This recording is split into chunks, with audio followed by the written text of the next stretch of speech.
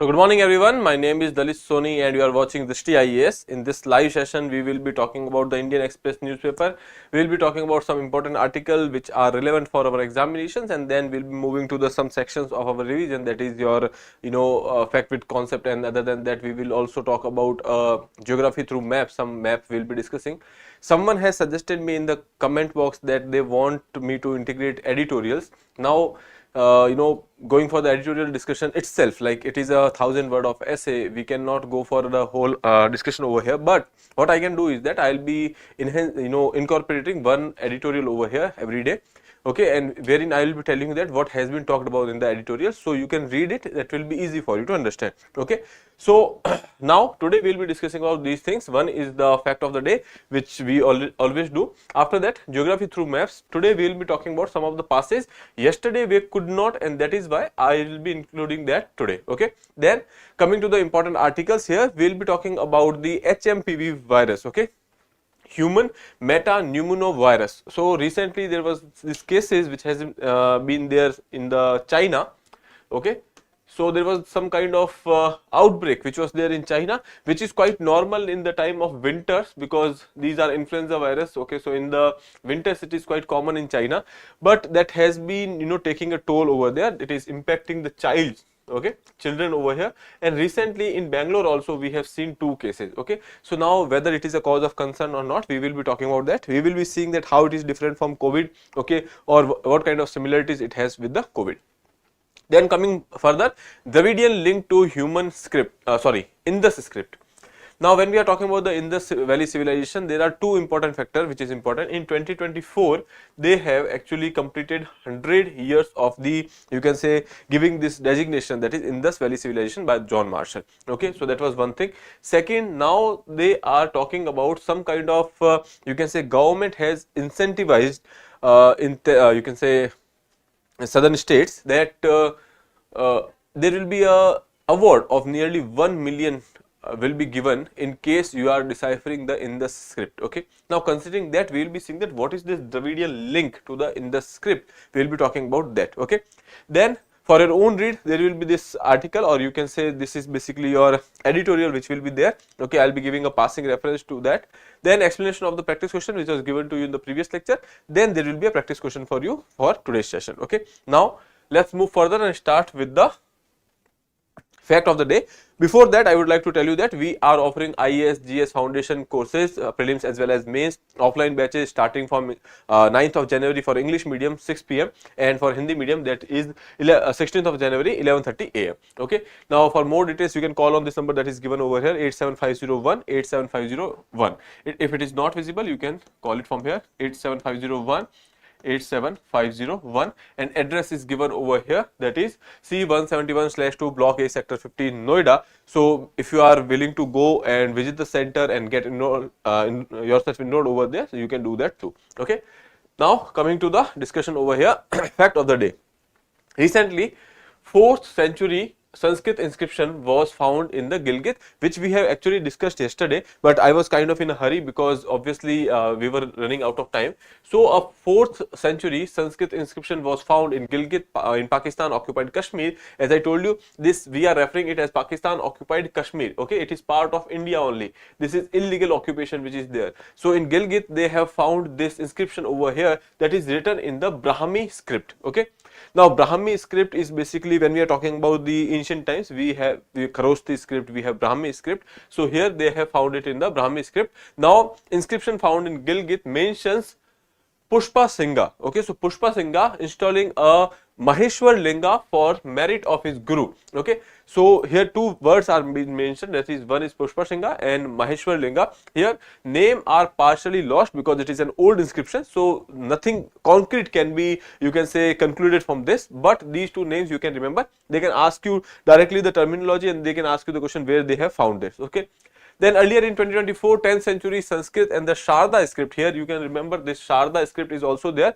Generally for the Sanskrit and the Kashmiri, it is generally used, okay. That is Sanskrit and the Sharda script used in the Kashmir. For the Sanskrit and Kashmiri, inscription was discovered in Peshawar referring Buddhist Dharini. Now this term Dharini is basically chanting, the chanting of mantras etc. So that has been found over there. So this is about the fact which we have discussed yesterday, but I wanted to tell you in detail today, so I have done it again. Now coming to the geography through maps, here we are talking about some of the passes. Now there are various passes which are there, and if you can remember all of them, that is good enough, but the thing is there are some important passes which you must remember. Okay, that is, first you can see here Agil Pass, that is there. Okay, then this is there in the Trans Himalayas. Coming to the next one here, Khardungla, that is also important. Zojila, that is important. Burzil Pass, that is important. When we talk about the Pir Panjal Pass, that is there in the Pir Panjal range, that is important. Okay, Banihal Pass, that is important.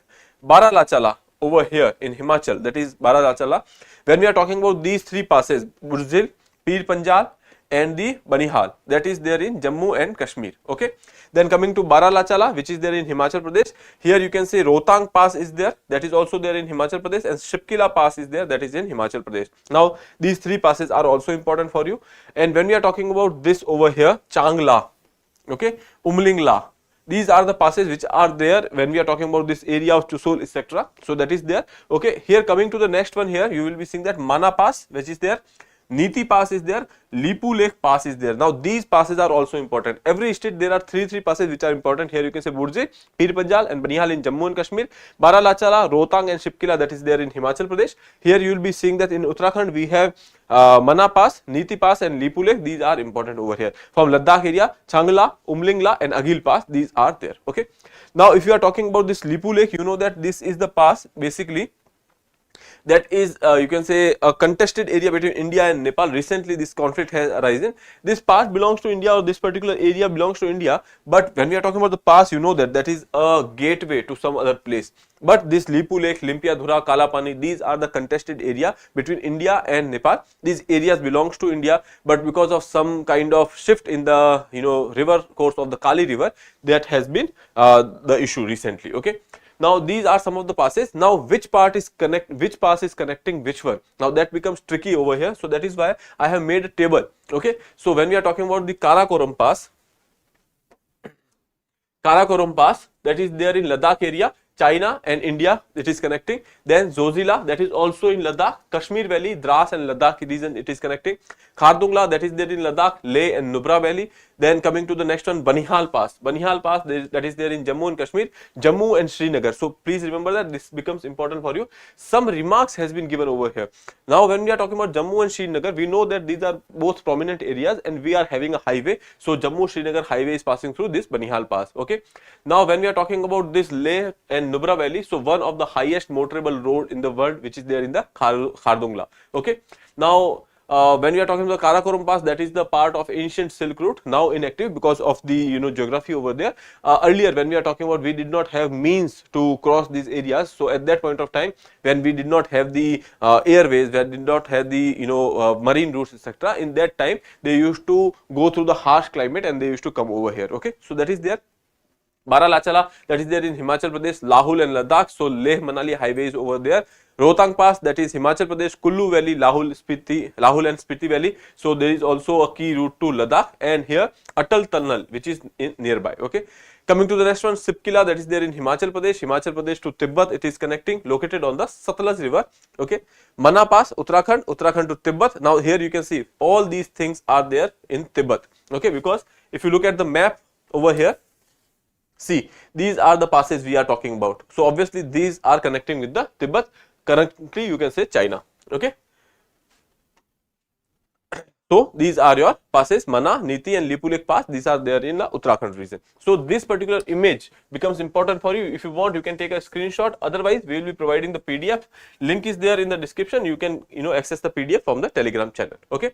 Now let's move further and start with today's discussion over here. Here you can see US is curbs to push end deal or nuclear deal. 3 Indian entities will be off the blacklist. Now there is a list because of which, okay. So when we are talking about this particular thing, that 3 Indian entities will be off blacklist. Now USA has a list. Okay, with them they do not want to go for nuclear you can say deals, etc. So when we are talking about these three entities which are there in that particular list, now that USA and India are very close, and we know that we already has a civil nuclear deal earlier as well, and now in that part you can say that the manufacturing part was done in USA only, okay, and we were here to operate that. But now what we are saying that we will be part of the manufacturing itself, okay. Now considering that, there are some of the hurdles which has to be removed, and recent visit over here, in that recent visit they have decided that how to remove these hurdles. Now more details has not been given, so we will be talking about the conceptual part over here, that what these you can say blacklist is, what three entities they are talking about, and what is the deal with the nuclear power, etc. Okay, so we will be talking about that. Now NSA, Sullivan meets PM Jaishankar and Doval. Here you can see US President to relax norms to allow tech transfer in the space. Okay. Now they are talking about the tech transfer in this particular space over here when we are talking about the nuclear space. Okay. Now incremental step towards the operationalizing the Indo-US nuclear deal. Washington is finalizing the steps to remove the long-standing regulations that have prevented the civil nuclear cooperations. So there are two things which is there. One, we have India's legislation which is blocking the way, and there is another legislation which is there, that is 10 CFR 810 authorization which is there on the US's part. These are two, you can say, impediments which are there, and they are trying to remove it now. Here you can say removing the Indian government entities from the US entity list, that is Bhabha Atomic Research Center, that is BARC, Indira Gandhi Atomic Research Center IGCAR, and India Rare Earth Limited, that is IREL. Okay, so these institutions will be removed. What is the impact of the removal of this particular institution from the list? That is basically, let's say there is this list under which they have entered some name, and they have said that we will not be going for specific kind of dealing in the nuclear matter in this particular with these particular entities. Okay. Now we are saying that you are removing three you can say entities of India from this list. That means that we are making them open for the nuclear consideration, for the nuclear trade, for the manufacturing, etc. Okay, so that is basically opening more scope for India and USA dealing in the nuclear space. Now here you can say all could be diverted. Basically why they have actually put a bar over there, why? Because they thought that there are certain entities which might divert it to some other place. When we are talking about this particular list, that was actually made way back when India was even trying to become a nuclear state. At that point of time, our you can say relations might not be very good, and they have said that if India gets a nuclear weapon, that will not be very good for USA. Okay, so considering that, they have put these entities in that particular list, and now they will be removing it. The concern, or you can say why this list was made, so that is to they have this apprehension that there might be a chance that if we are going for, let's say if they are dealing with the nuclear things with Pakistan, okay, so there is a chance that will be diverted to terrorism, weapon of mass destruction programs, or other activities that are basically perceived by USA as a threat. Okay, so that is why what they have done is that they have made a list. Now that our ties are very good, India and USA are very significant and a strategic partner, they will be removing these particular entities from that particular list. Okay, now two key hurdles are there. When we are talking about the India-US nuclear deals, there are two key hurdles, which is stopping the manufacturing or the partnership in the manufacturing region. Okay, so here you can see there are two key legal barriers. One is 10 CFR 810 authorization, part 810 of Title 10 Code of Federal Regulation, Part 810 of the US Atomic Energy Act of 1954. Now all these things are not relevant for you. Just know that in the USA's Atomic Energy Act 1954, there is this provision, okay, because of which that is acting as a hurdle. Let's see what was the provision. It gives US nuclear vendors the ability to export equipment to the countries such as India under some strict safeguard, but does not permit them to manufacture any nuclear equipment or perform any nuclear design work over here.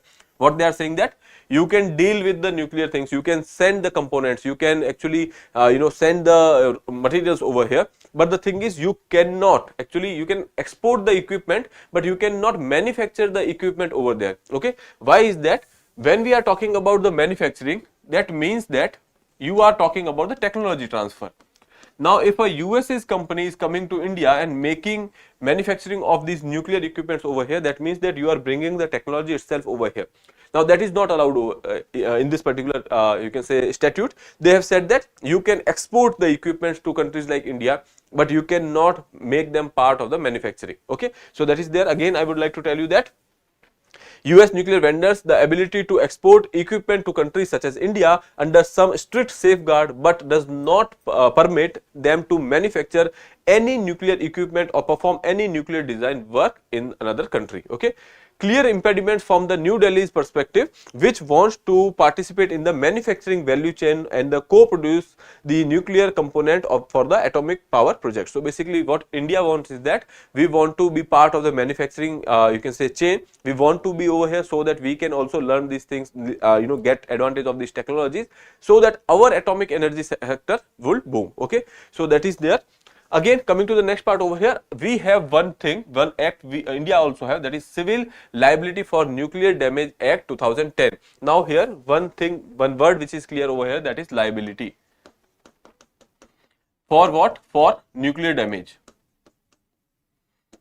We are saying that if there is a person, okay, who has exported some kind of component in India, okay, from USA, let's say some component has been exported to India, okay, and in India we have made a plant, that is plant A on the site A, and here Mr. Y or the company Y is basically operating this particular plant. Okay.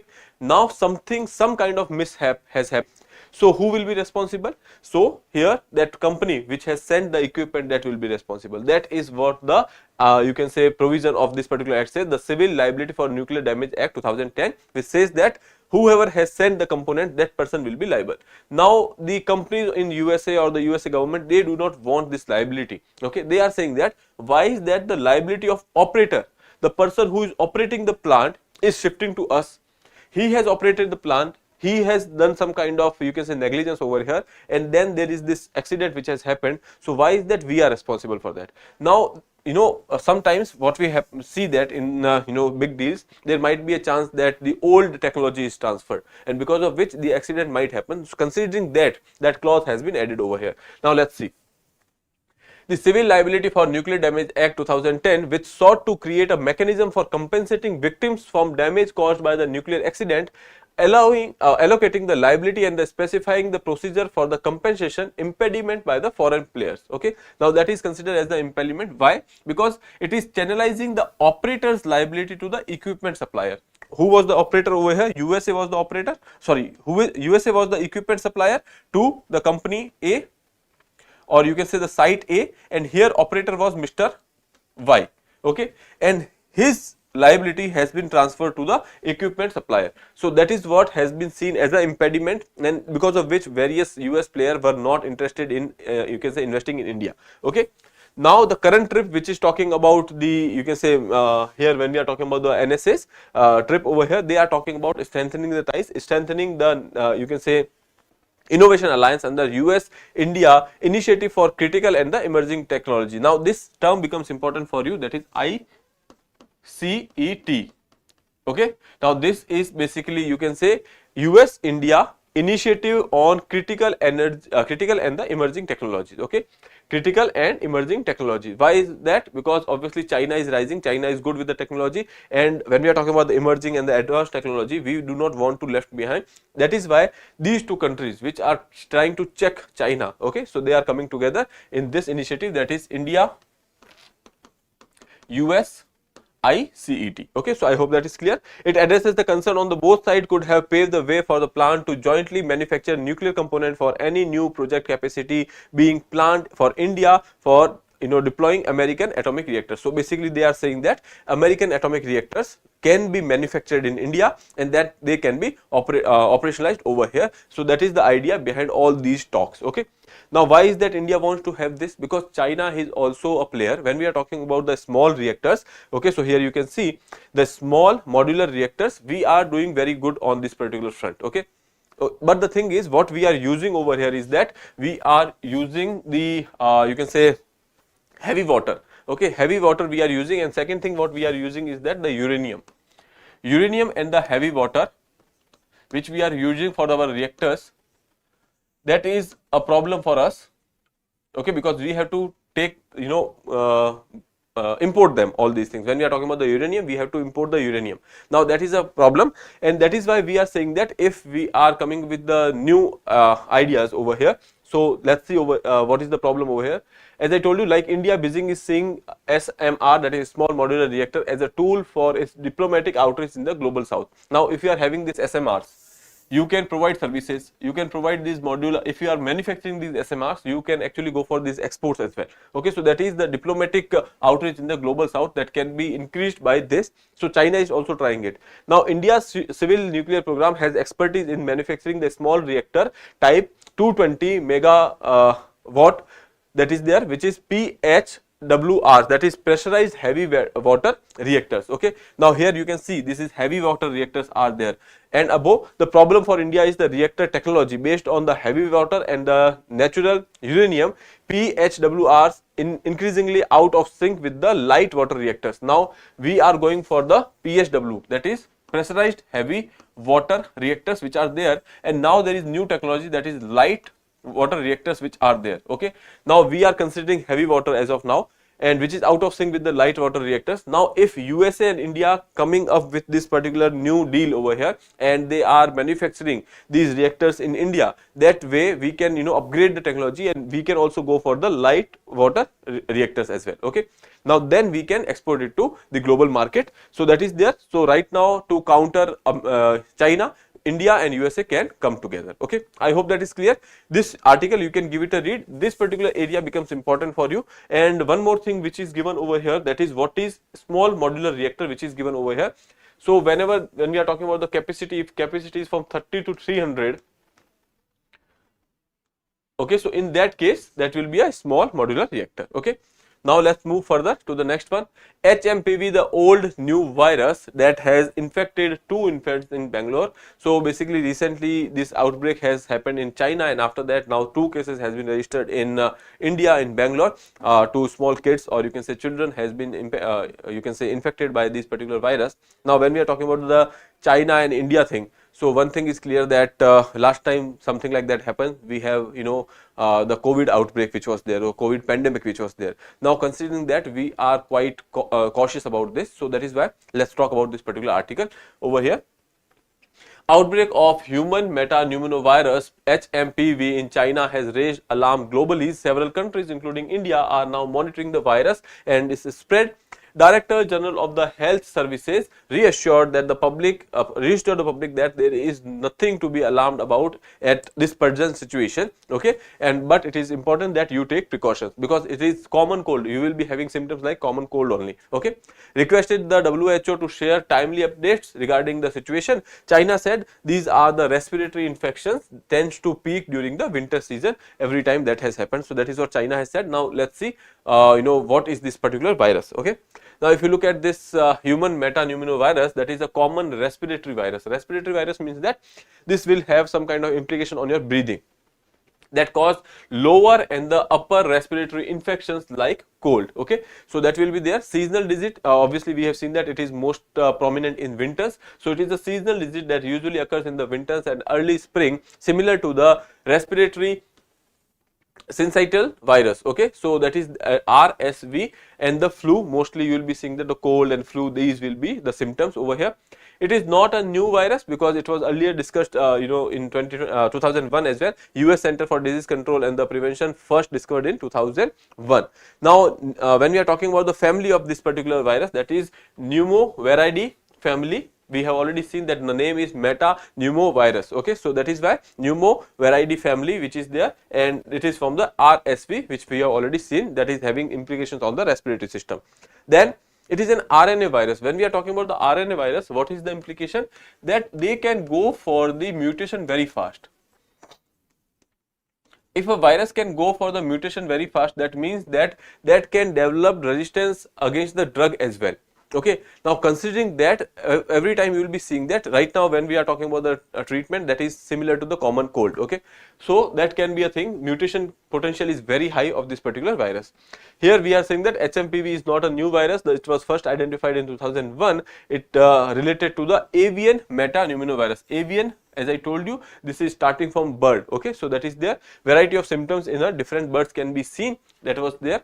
Now coming to the next part, is HMPV similar to COVID? Yes, it is similar to COVID in the sense that it is also impacting the respiratory system.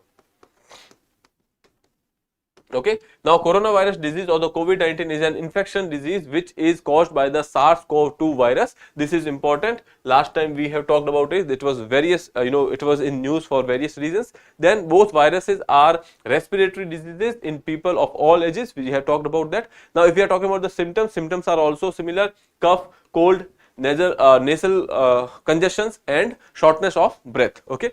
Now, both viruses are most likely to spread from the infected person to other through the secretion from coughing and sneezing and close personal contact. COVID-19 appears to be temperature sensitive and therefore seasonal. Okay. Now, when we are talking about the HMPV, that is also seasonal. Okay. So, I hope that is clear. Now, moving further to the next part, that is the treatment. Right now, it has no vaccine. Precautions can be taken like wash hands often with the soap and water, avoid touching eyes, nose, mouth with unwashed hands, avoid close contact with the people who are sick, avoid sharing cups and the eating utensils with others. Patients who have cold like symptoms should cover their mouth and nose when coughing and sneezing. Now, these are some of the treatments, some of the precautions which is there. When we are talking about the precautions, you know that these are the similar precautions which we have taken during the COVID time. Okay, so that is there. Treatment, when we are talking about, so there is no specific treatment yet, but the thing is common cold and the symptoms can be treated with the common whatever you can say medicines are there for the cold and all. Okay, so that is there, and vaccine is not yet developed for this. So I hope that is clear. Coming to the next one, that is Sensex Nifty plunge over 1.5% on FPI selling new virus scare. Now, when we are talking about the new virus, other than that FPI is going out. Other than that, our corporative sector profit is not very high. Now, considering all these things, the market is not responding very well. The thing is, market is sensitive to the emotions or the sentiments. Okay. Now, if you are talking about these things, one, your virus spread, which is the recent thing which has happened. Last time it has happened, it has resulted into COVID. Now, people can be skeptical about presence of the virus. Second thing is the corporate profits. One is virus, second is corporate profit. These are less. Overvaluation of the Indian stock, that is there. FPI portfolio investments are moving outside India.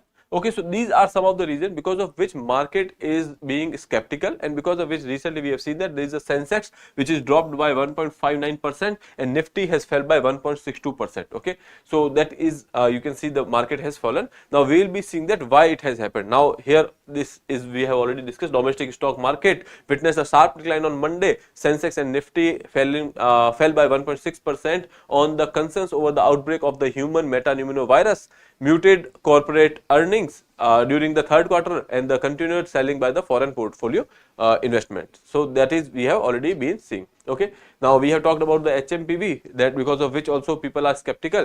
Now let's see what are the key factors behind the fall. One is the concerns over the outbreak of the human metapneumovirus, which we have already seen.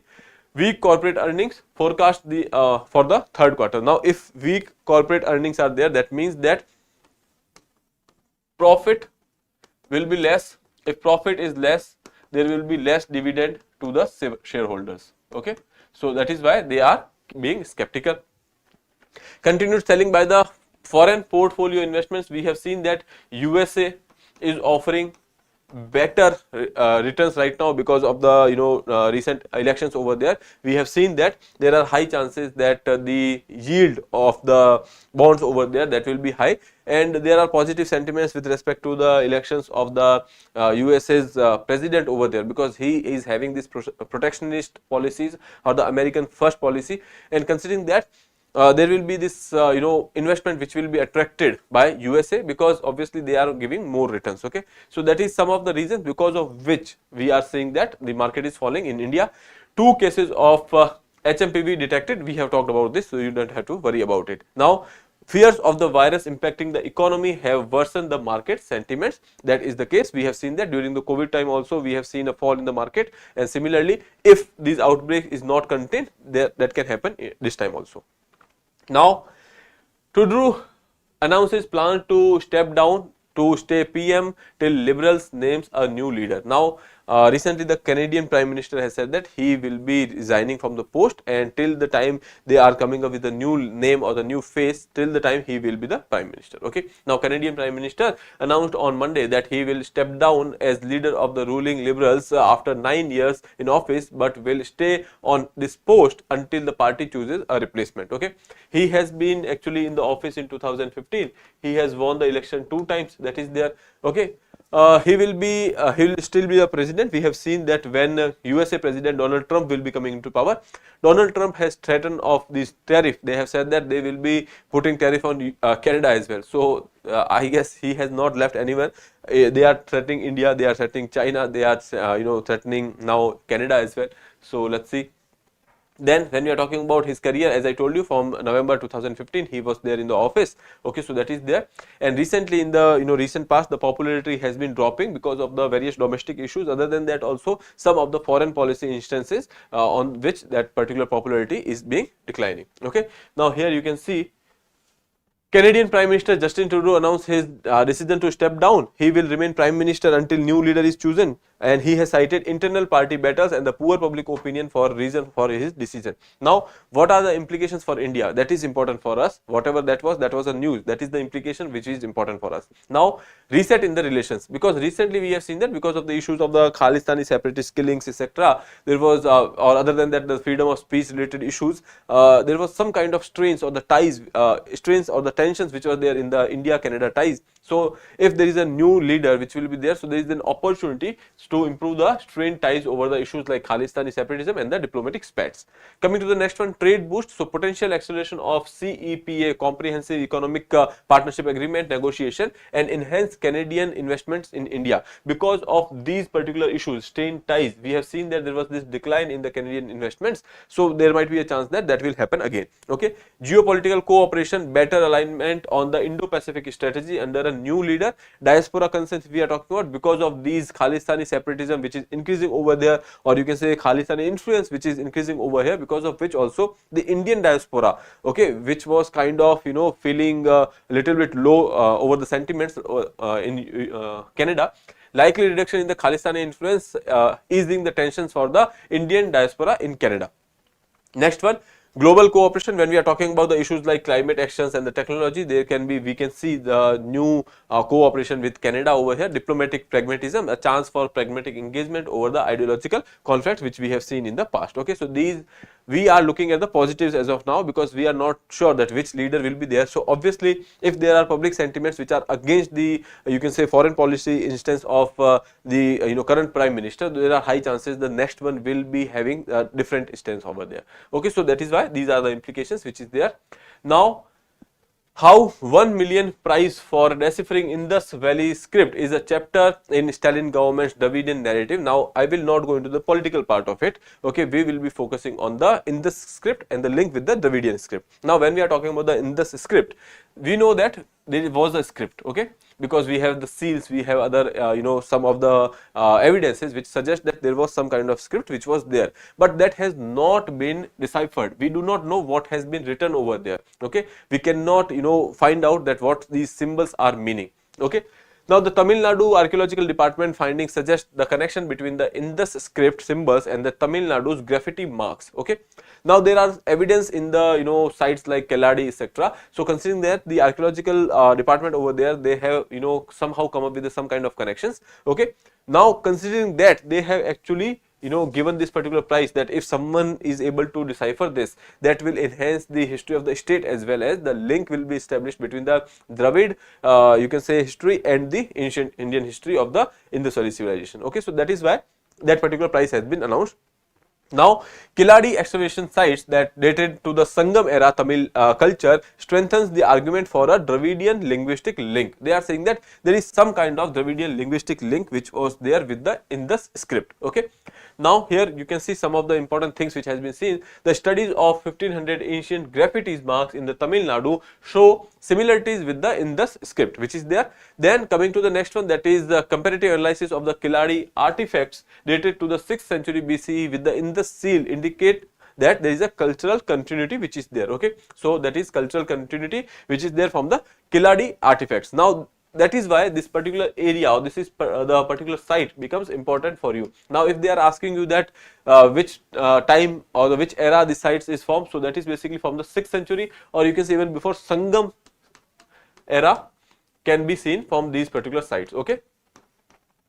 Now they are saying that there is a continuity with respect to the Sangam era from the Indus Valley. Okay. Coming to the next one, Dravidian theory challenges the idea of Aryan-centric Indian civilization and emphasizing regional historical contributions. So basically that is, these are some of the theories which are there everywhere. You know that when we are talking about the Indus Valley civilization, there are various theories with respect to the decline of the Indus Valley civilization which has been prominent. So considering that, everyone will be putting forward their own theory. So these are some of the theories which are there. We do not know for sure that which theory is correct, but obviously out of these discourses, out of these various dialogues, we can come up with a, you can say, some way that is the way through which we can reach to a truth. Okay, so that is there. The Dravidian theory challenges the idea of Aryan-centric Indian civilization and emphasizing the regional historical contribution. Role of Tamil Nadu archaeology department over here. The state has actively funded and promoted the excavation sites like the Kiladi, Shivakalai and Kodu, Manal. Okay, so these are some of the sites which you can remember. Please remember these sites because that can be asked directly in the examinations. Okay, now I have used this map over here, Gangaikoda, Cholapuram. So you can read about these particular small write-up which is given. We will be giving you the PDF, so you can read through that because obviously it will be difficult for us to go through the all of the things over here. So that is there, and here you can say Kodu, Manal which is there, and Adi Chanelur which is also important, Shivagalai and Korkai which is there, Kiladi that has been talked recently in the article. So Kiladi's location that is there in Tamil Nadu. Okay, I hope that is clear. You can go through this particular picture. Now ISRO's cowpea seeds sprouts live in the space. Now when we are talking about this particular article, we have already discussed that earlier. Now let's see, they are saying that now sprouts has leaves now. Okay, so that is there. There is one thing which I would want you to tell. It has been under the SpaceX. SpaceX mission was sent for the docking activity. Now they have actually postponed the docking activity to 9th of January. Okay, so that is there. But from this point of view, when we are talking about this particular POEM module is there. Okay, so POM 4 module is there. Under this module, there are various experiments which will be conducted over here. One of the experiment is this. Now here, in a milestone for ISRO, the cowpea seedlings is sent to space as a part of biological experiment on December 30, have sprouted their first leaves. Okay, so that is one thing. ISRO's first biological experiment in the space, that is why it becomes important. Name can be seen as CROPS, crops.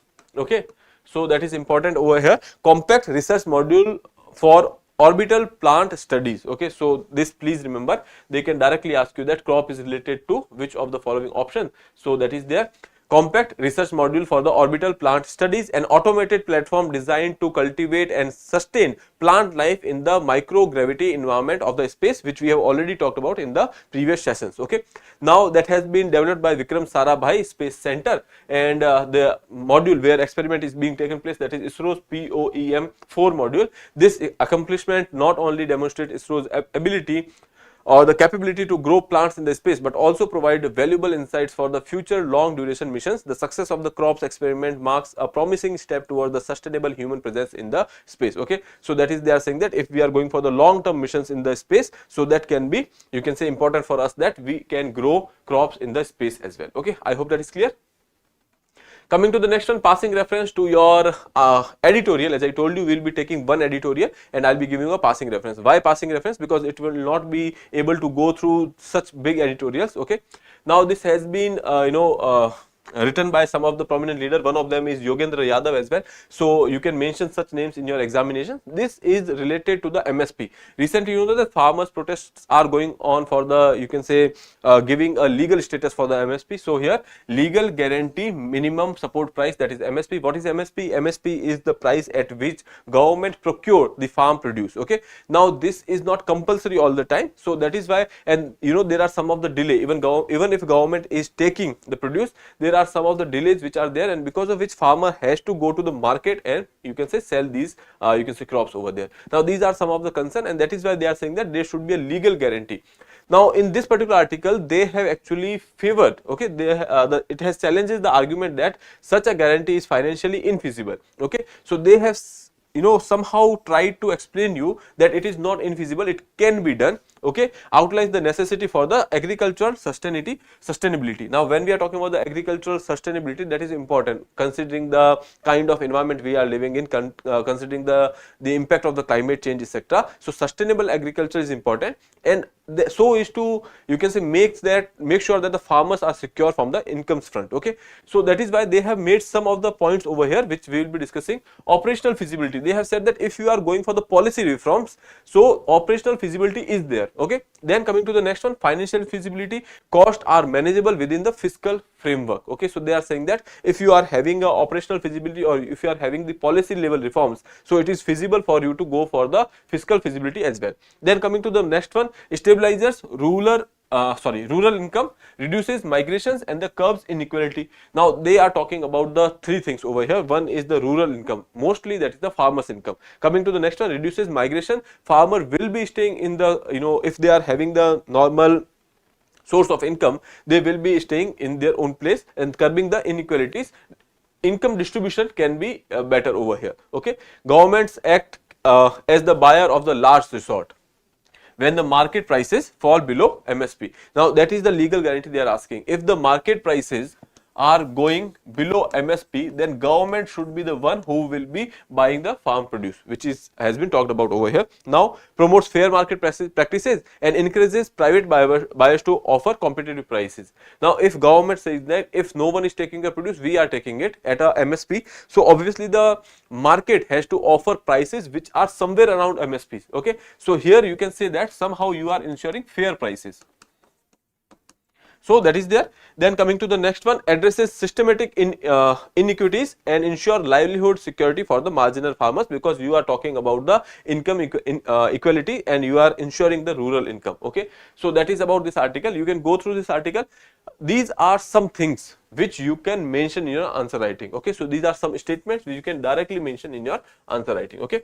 Now coming to the last part, that is for your own read, there is this Artesian well. Okay, now there was this particular place, Taranagar village in Jaisalmer, wherein that Artesian well has been, you can say, erupted suddenly. Now some people are saying that, social media is saying that this is the, you can say, mythological Saraswati river which is coming back, or that has been resurfaced. Okay, but the scientists are saying that it is an Artesian well. What is Artesian well over here? You will be seeing that when we are talking about the, you know, surface of the land, there are various things which is going on inside the internal structure. So here you can see in the rocks there can be aquifer. Aquifer are the places where water can be stored. Okay, so let's see over here that there is this sand. Okay, after that this is a rock which is there. Okay, this is an impermeable layer. This is also an impermeable layer. Because of the groundwater recharge and all, water has been there. Okay, so there is this water which is there. Now because of the hydrological force over here, they have some kind of pressure which is building inside it. Now if there is some kind of opening which they are finding, okay, and so this well is there. Now this opening is there, and if they find a place or an area where soil is loose, so they will come out of it. Okay, now since there is already a hydrological pressure which is building over here, and this is water level which is rising from because of this particular pressure, and since they are finding an opening over here because of the loose soil, this particular water will start to come out as a fountain. Okay, now that will be considered as the Artesian's well. Okay, so that is what has happened in the Jaisalmer, which is being, you know, talked about as Saraswati river in social media, etc. So you can go through this article. This is the geography behind it. This is the place that is there in Taranagar in Jaisalmer, that is there in Rajasthan. So this you can remember, that is the whole article about. Okay, I have simply told you that what artesian well are. Okay, now coming to the last part for your practice question, that was which was given to you in the last lecture, that is the Gini coefficient of country increases. It implies when Gini coefficient is increasing, that means from 0 to 1, if it is moving towards 1, what is the meaning? So that means that inequality is increasing. When we are talking about 0, that is the society is equal or the income distribution is equal, and when they are talking about this 1, that is totally unequal. Okay, so if you are moving towards 1, that means that it is income inequality is increasing. Option B would be your right answer. For today's practice, there is this question: where is the Kiladi archaeological site located? Karnataka, Tamil Nadu, Kerala, or Andhra Pradesh? So you can attempt this question and answer to me in the comment box. Okay. With that, I would like to take your leave. I'll see you in the next episode. Till then, have a good day. Thank you, and please subscribe the channel.